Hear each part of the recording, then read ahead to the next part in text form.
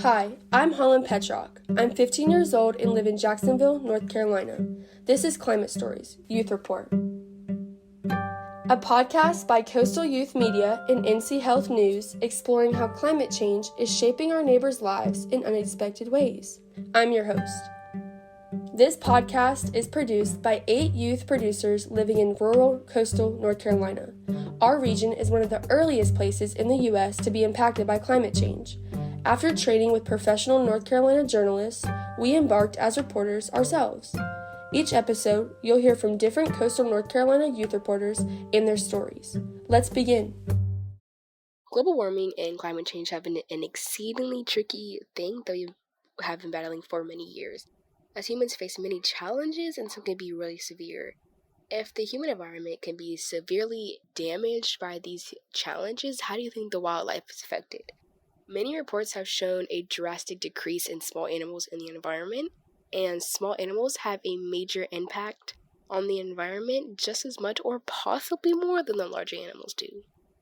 According to Ron Sutherland, a wildlife conservationist, he states that for the red wolf species, the population has gone about from 80 down to about 10. What would you say is most challenging about the job? Staying optimistic sometimes is pretty hard. I mean, it's a good trait for if you're going to be a wildlife conservationist, being able to sort of look on the bright side and stay positive and stay motivated even when bad things keep happening.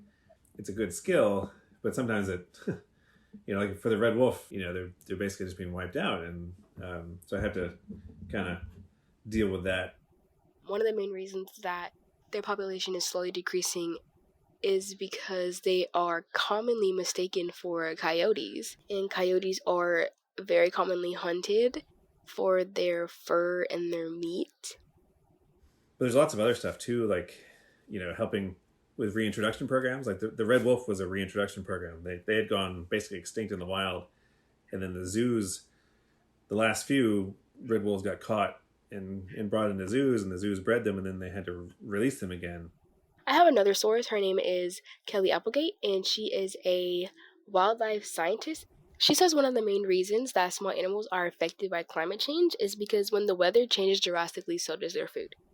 Because of prey availability or lack of prey, I should say, their body size is smaller or their overall health might be worse. Birds are nesting and fledging and migrating earlier than they normally do. But they might not be ready for that migration because it's so taxing on their body. They might not have enough nutrition to really allow them to fly that long distance. There's also been this decrease in habitat. Part of that is those really important migratory stopovers for birds. Normally, when the weather changes, animals like to migrate, and that's not very good because how are they supposed to eat when there's no food around them? It's called spatial analysis, where you're using computer programs to map out species distributions of where the species are going to be now, and maybe even where they're going to be in the future based on climate change and sea level rise and things. Where would you want the climate movement to be in a year or so from now? There might not be all negative things. Some of these species might have an increase in their range. As the climate warms, they might be able to live in places that they haven't lived before. So we have to kind of see as these things play out. But that may potentially be a quote-unquote good thing about global warming and climate change.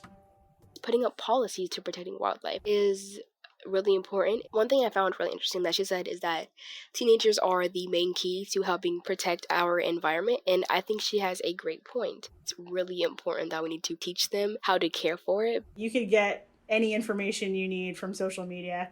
I'd like to see more young adults get involved. That's where I kind of want and hope that the climate movement goes. Thanks for listening to Climate Stories, Youth Report. Each episode, our coastal North Carolina youth reporters take you into a story about how climate change is shaping our neighbors' lives in unexpected ways. I'm your host, Holland Petrock. I'm 15 years old and live in Jacksonville, North Carolina. After going through a journalism and podcast training program coached by Coastal Youth Media and NC Health News journalists, our youth reporters produce stories about their home region. This project is funded in part by a grant by North Carolina Sea Grant through the Community Collaborative Research Program. Coming up, another Climate Stories Youth Report episode.